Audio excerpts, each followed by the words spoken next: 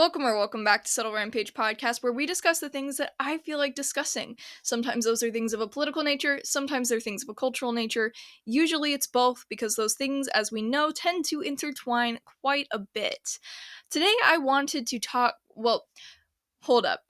Not that I wanted to talk about it, but today I figured we would talk about something that's been the talk of the town, I guess you could say, the talk of the state of Tennessee, the talk of national news headlines, if you look in the right spots.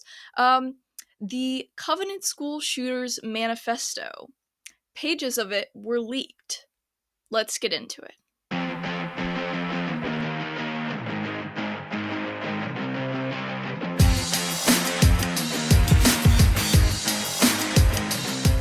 Warning, the following program contains critical thinking, honest opinions, viewpoints on culture that may seem conservative, and a positive view on absolute detestable things such as marriage and children. Listener discretion is advised. So, for those of you who are unaware of what the Covenant School shooting was, there is a school in Nashville. It is a private Christian school called the Covenant School, and in March of this year, a shooter went in and killed 6 people, 3 of which were still very young elementary school children.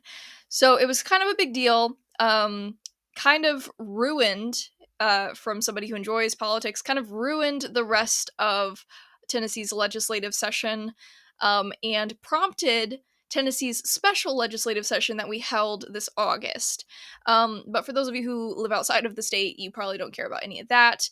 But if you want to know more about the Covenant School shooting, you want to know more about the drama that ensued in the state legislature because of this shooting, I have done episodes on both of those things. I will link them in the cards on YouTube and in the descriptions for all the other streaming platforms. But yeah, here's the thing, guys. The Covenant School shooter, she identified as a man. So we are talking about a transgender man who shot up a private Christian elementary school. And let's just say that people's responses were quite varied.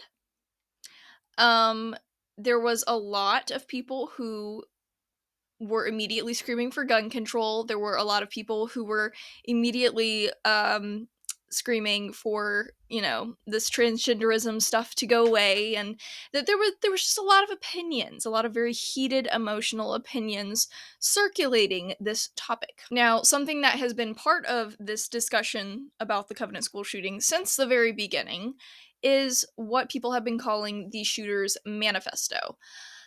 Now, whether or not you would define it as a manifesto, I don't know. I really don't know why we're calling it a manifesto. I think that's just the term that everybody immediately jumped to because it sounds uber dramatic and intense and pre-planned and conspiratorial and whatever. I don't know the mental state of this woman that shot up this school. I don't know how planned out this shooting was. I don't know if what we have before us and what is not yet before us as the public is even something that qualifies as a manifesto. But if I call it a manifesto, that's just because what people are calling it. I don't know if that's technically even what it is. I would just technically call them the shooter's writings, okay? Things that the shooter wrote. Supposedly, according to court filings, there are at least 20 journals that the shooter had. There is a memoir of sorts, and there is a suicide note. I don't, what is in those things? We don't know. Because, see, they announced that there were writings pretty much right away. So pretty much right away, the public was calling for the release of these documents. Because when something like this happens, when a tragedy like this happens, the immediate question is why, right? You want to know why. Why did this woman shoot up a school of elementary age children? This woman was 28 years old, I believe. So why did this woman shoot up this school? Why did she shoot the children? Why did she shoot the administrators? Why did she do this? Why? Um, and the thing is that we aren't her. We might never know. We can speculate, we can gather evidence, we can come to a conclusion, but we might never know what the actual reason was. Um, and I think that causes a lot of problems for people because we need to know why. We have to know why. We need to know the purpose behind things. We need to know the reasoning behind things. But thing is that we're not always going to know. However, getting back to the documents, there was immediately this demand for the release of documents. And the Nashville Police Department was pretty much just like, yeah, not yet, guys. We're still gathering evidence. You don't get to know what we know quite yet. Um, and a lot of people weren't very happy with that. A lot of people were like, okay, well, we live here.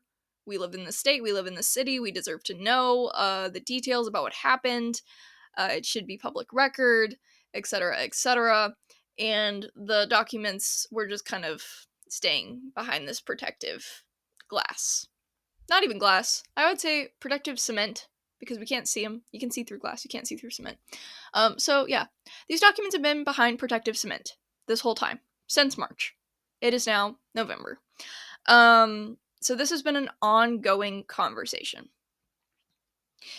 Now the thing is that those documents have now for months been tied up in court because the parents of the Covenant School shooter decided that they wanted to give the rights to these documents over to the Covenant School families, which is an interesting palm leaf to extend because it's like, hey, we're going to give you the reason, like as a branch of peace, we're going to give you the reason why our daughter shot up your children's school and killed some of your children.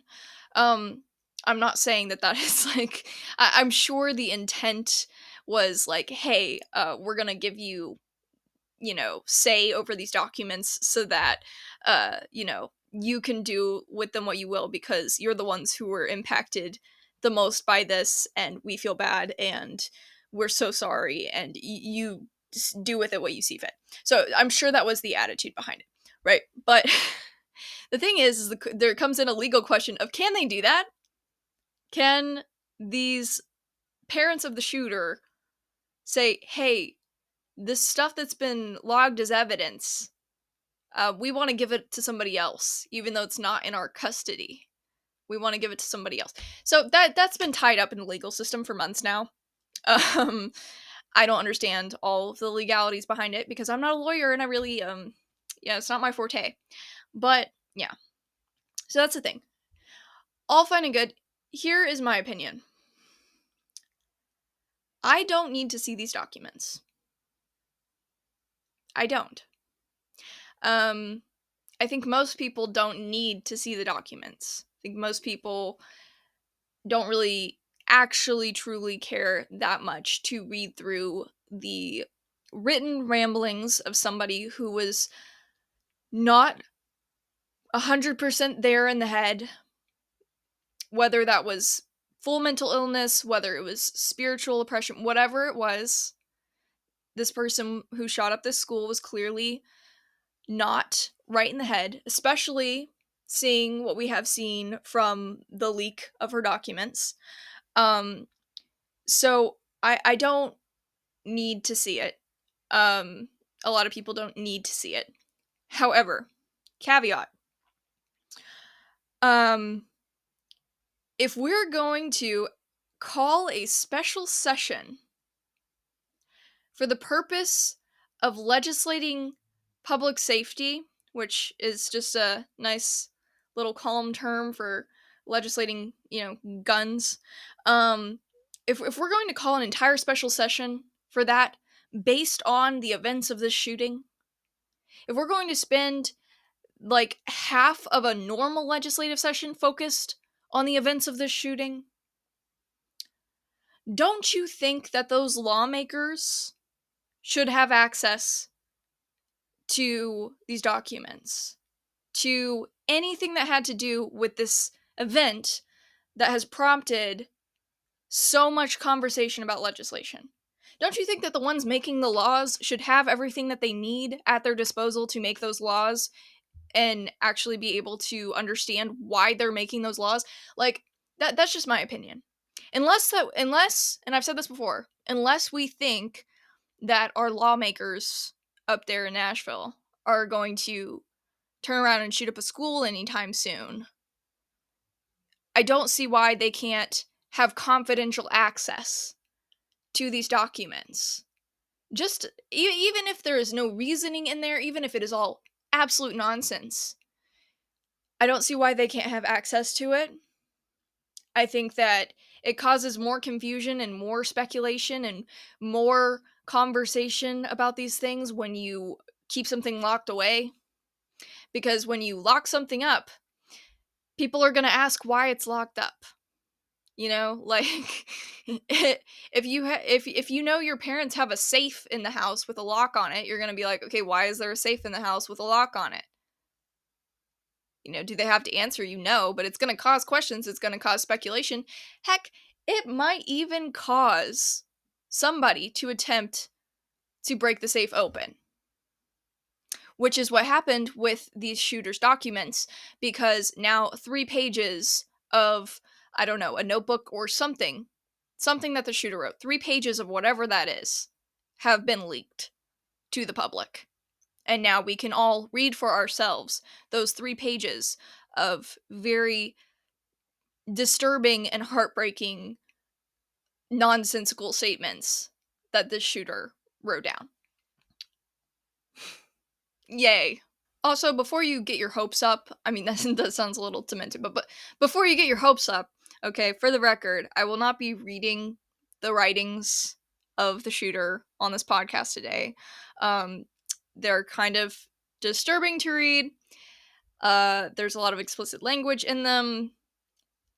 I don't really think that that's appropriate for my show.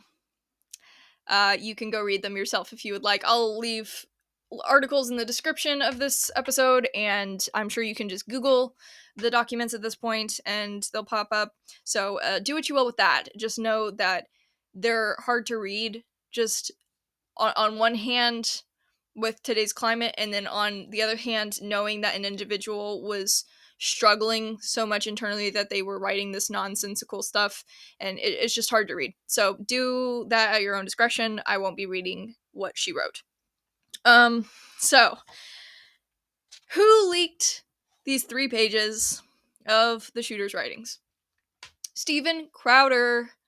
Steven Crowder, Louder with Crowder, leaked these writings.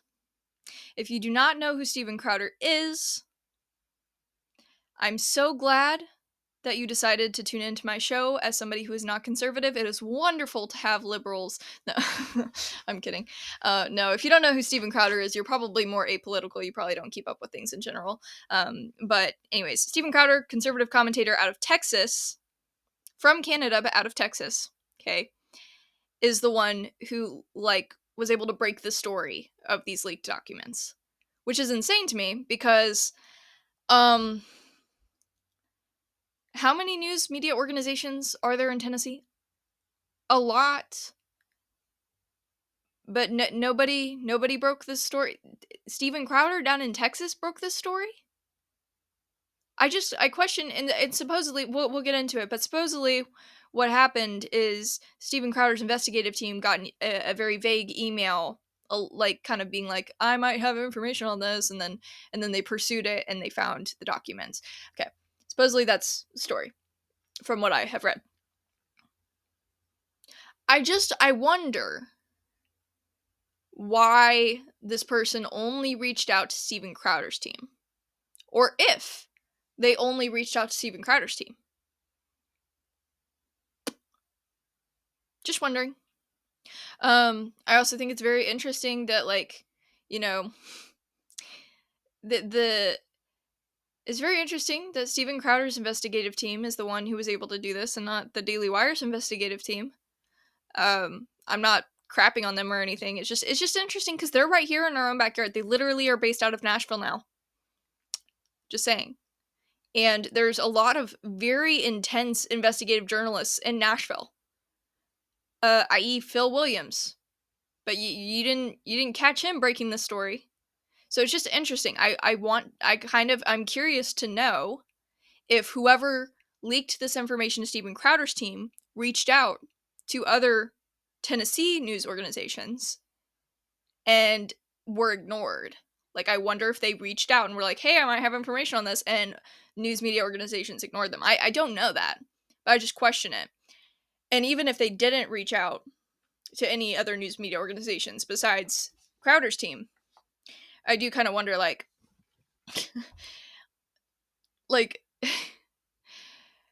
why? Like, do you not care enough to figure this out to like really like dig in more? I don't know. Um, because some of these people are like really into investigative journalism. You would think if they were really interested in the story, they would have tried harder and gotten the story. But Steven Crowder got it. Be interested to see what his views look like after this. I wonder how many people on the right who quit watching after the abuse allegations with his wife. Wonder how many of those people are watching him again because of this. I wonder if he's kind of redeemed himself socially with this story. I'm just speculating. I know nothing. Okay? I'm just wondering. I'm just thinking through my thoughts with you guys. You guys are just listening to me thinking in real time, okay? Anyways, back on April 7th, in a report given to the local news, TBI chief David Rausch said what police found isn't so much a manifesto spelling out a target, but a series of rambling writings indicating no clear motive. Rausch then continued to characterize the material as journal-type rantings with no clear pattern of information, just some disjointed ravings of a mentally ill person who did what they did simply because they were, for a lack of better word, crazy. And I don't know, from what I'm seeing with these 3 pages, I would tend to agree. I know that a lot of people are going to be like, well, clearly it was a hate crime. Maybe it was. Maybe you could classify it as a hate crime. But I also think that the writings are kind of clear in the fact that if these are actually the shooter's writings, she was not mentally there. Go look for yourself. The writings make no sense. They don't. It's a lot of hateful words, but they're nonsensical words. They're a lot of some of the slang that she uses, some of the allegations that she makes are literally things that she wouldn't be saying if she was in her right mind. Like, cause she's a transgender person, supposedly, right? Who is literally calling other people like things that don't make sense for somebody who identifies as transgender to call other people. Like, it doesn't make sense. She's making racial slurs towards white people when she is white. These are things that don't make sense. Hateful things, but things that don't make sense, Also, by the way, the article that I'm reading from at the moment is written by the Tennessee Conservatives' very own Kelly Jackson. It's titled TBI Chief Said Covenant Shooters Manifesto Showed No Clear Motive, Alleged Leaked Pages Show Otherwise. That's a little bit more of an opinion. So, it's up to you. You can read the leaked pages and decide for yourself whether there's a motive in there. I personally think it's debatable, but at the same time, it's like it's clear that this woman, if we're ignoring all possibilities for a behind the scenes agenda, it's clear that this woman was not mentally well and maybe didn't have a very good experience going to this school, or simply was not mentally well and had a perception of her experience going to the school, or had a perception of the people that go to these types of schools and just acted on it because she was not mentally well. But anyways, let's talk about some tweets that have been made about the police chief's statement. Now, the police chief's statement, for the record, goes a little something like this. Nashville Police Chief John Drake put out a statement saying, "I'm greatly disturbed by today's unauthorized release of 3 pages of writings from the Covenant shooter. This police department is extremely serious about the investigation to identify the person responsible. This action showed a total disregard for Covenant families, as well as the court system, which has control over the shooter's journals at the present time due to litigation filed earlier this year. It is now pending in Davidson County Chancery Court and the Tennessee Court of Appeals. We are not at liberty to release the journals until the courts rule. Our police department looks forward to the ultimate resolution of the litigation concerning the journals." Okay, so some tweets that have been made about the police chief's statement.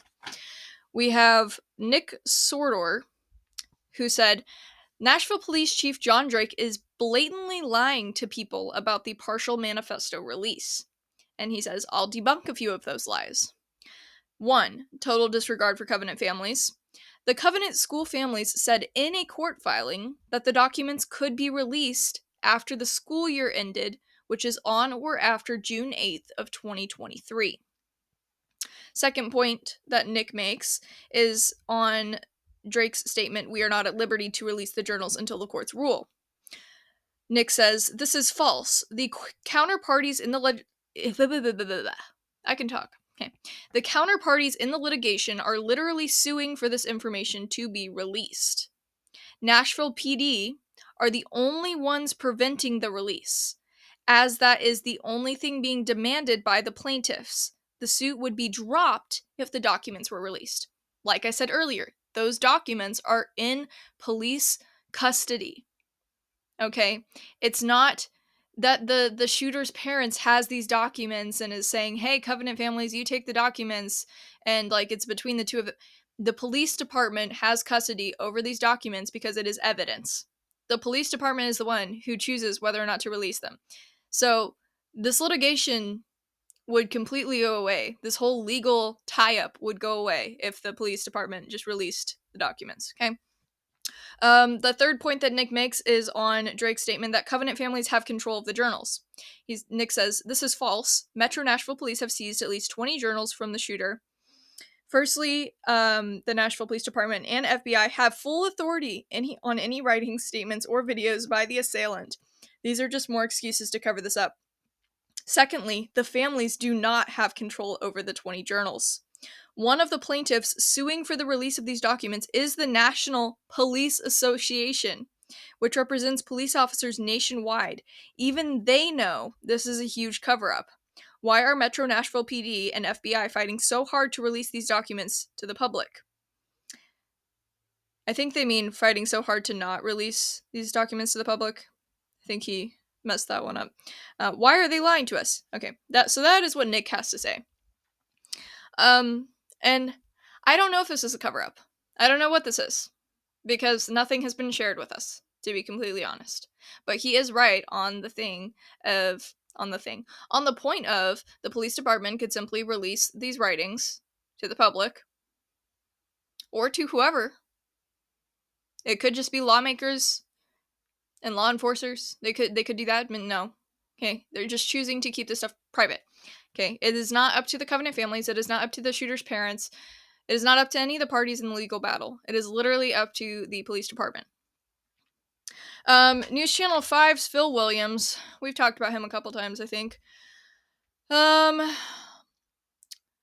Older dude with white hair, still very, very passionate about his investigative journalism.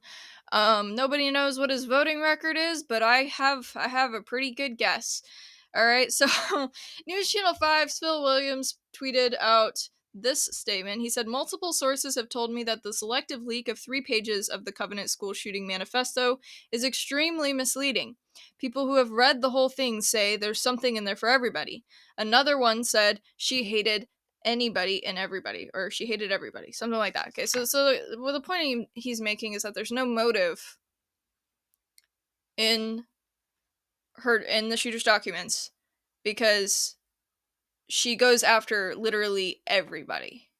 So what we can assume that means is that there are racial slurs in there for everybody. There are gender slurs in there for everybody. It is not just directed at white people. It is not just directed at people who are upper middle class and higher on the socioeconomic level. Like, that is pretty much what Phil Williams is saying. Um, so who knows? Not us, because we don't have all the documents. So, I mean, they could technically, if they're upset that people are not coming away with the correct conclusion, they could technically release all the documents, and then people could come away with a more cohesive conclusion. That's that's just what I think. But let's get into maybe a little bit of what Steven Crowder had to say about how this leak even happened in the first place. All right. Um, this article is titled Nashville Shooter's Partial Manifesto Leak Spurs News Media Frenzy and Responses from Political Commentators. So on Tuesday, WZTV, which is a Nashville news station, interviewed Crowder on why he made the documents public. This is relevant in charting a course forward, right? Said Crowder, establishing a motive or understanding if there was a motive or certainly understanding the targets. According to Crowder, his investigative team received a vague email, and after responding to that email, they received photos from a text thread with a detective that was started shortly after the shooting. Crowder's team then conducted a rigorous verification process, according to him, even traveling to Nashville in efforts to verify the information they had received before anything was brought to the public. I know beyond a shadow of a doubt that it's the truth. They aim once, they aim right, Crowder stated. WZTV also asked Crowder what he would say to the Covenant school families and others who may be upset about the leak. It's a tragedy beyond anything that I could imagine, he said. I honestly can't imagine anything worse than burying my child, so that's not lost on me. The article goes on, regardless of opinion on the release of the documents, some are simply wondering how images like these could have been leaked in the first place. They're going to have to scrub it and check it out and find out what happened, said retired FBI agent Scott Augenbaum.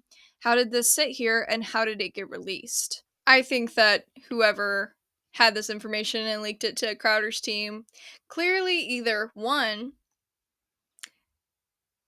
is just as frustrated as a lot of other people are that the stuff hasn't been released and is tired of hearing about it and just thinks that everybody needs to know and just wanted to, get something out there.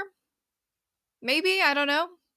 Or maybe there is an actual cover up going on and this person wanted to expose some of this and hopefully pressure the rest to be released. Maybe that was the intent. I don't know. I don't know if we'll even figure out who was behind this leak. Maybe it's just better if we don't figure that out.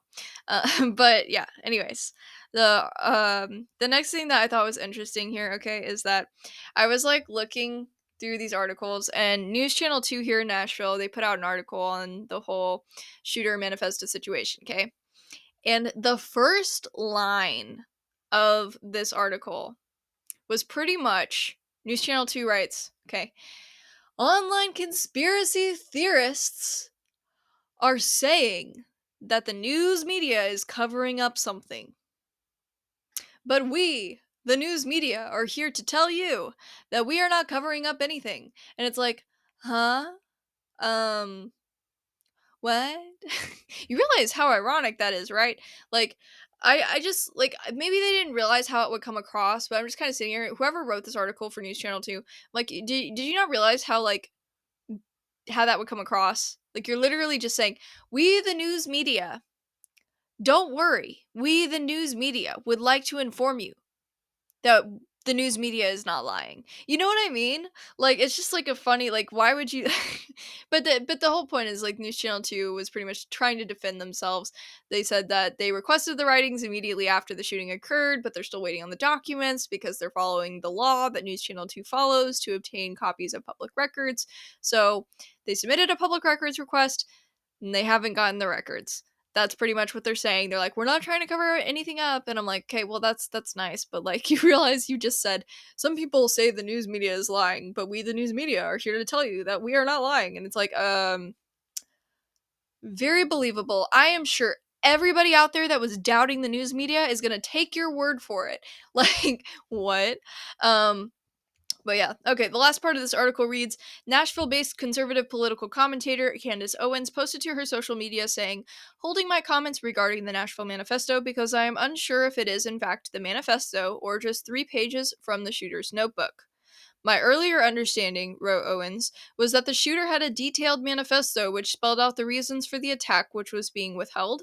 Either way, I hope this at the very least puts pressure on the authorities to release everything they have, because the public has always had a right to know. Now, I don't blame Candace, honestly, for being a little confused on that front, because I mean, like, the question is, like, is this a manifesto? Is what people have been calling a manifesto for however long, does it even qualify as a manifesto, or is it simply just the writings of a school shooter that we have called a manifesto?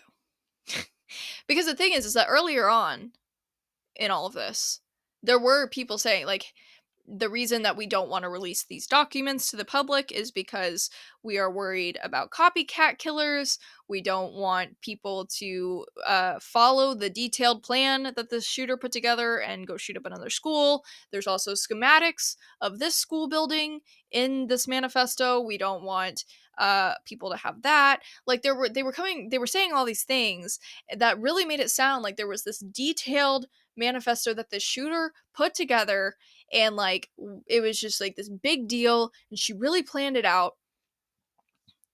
And I'm just kind of like, at this point, like, Candace is like, is this even the manifesto? Like, I was under the impression that there was an actual manifesto. Like, what is this? And the thing is, it's like I'm looking at these 3 pages that were released of the shooter's writings, and I'm going, um you're telling me that the same person who wrote this, like, nonsensical, like, strung together slur of a sentence, you're telling me that the same person who wrote this put together a detailed manifesto? Which one is it? Which one is it? You know? And my mom pointed something out to me when I was talking to her about all this. She was just like, pretty much, when was the last time this woman stepped foot into that school? Into the Covenant school? And I was like, that is a good question. Like, my mom was like, was the last time that this woman went into that school, was it when she was a child attending the school? Because if so, how does she have these detailed schematics? How does she remember where everything is at in order to put out like a detailed blueprint of the school? Like, that is a good question. Okay, like, I mean, was this woman at the school in her adult life? I mean, she was 28 when she did this. She was definitely not 28 when she went to that school as a student. So, like, that is a good question. It's like, okay, how did she even get all this information? Is there something bigger being covered up here, or is there just none of that information and there is no manifesto, and it is simply just journals of ramblings, like whatever the TBI dude said? And if that's the case, is it really the end of the world if we release this stuff? I don't know. That is the question. That is the question. For the record, I did go on a whole rant after what I just said, about Candace Owens and the Daily Wire and some of the things that people have said about them and Tennessee politics and all of that stuff. I did continue talking about things that were not relevant to the Covenant school shooting. However, my camera died, so I think that that's a bit of forced self-editing, because y'all don't really want to sit here and listen to me for an hour, and that's okay. I don't want to sit and listen to myself for an hour. So it's all good. We'll just focus on the school shooter stuff for today, on the manifesto, quote unquote, stuff for today. But yeah, let me know what you think. Let me know if you are, in tune with some conspiracy theory out there that I'm unaware of, about like what the real situation is behind the school shooting and these writings and the manifesto talk and all of this stuff. Yeah, just let me know what you think about it.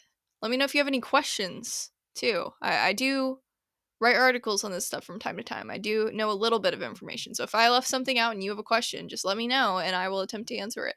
But yeah, good stuff. Talk to you next week. Bye.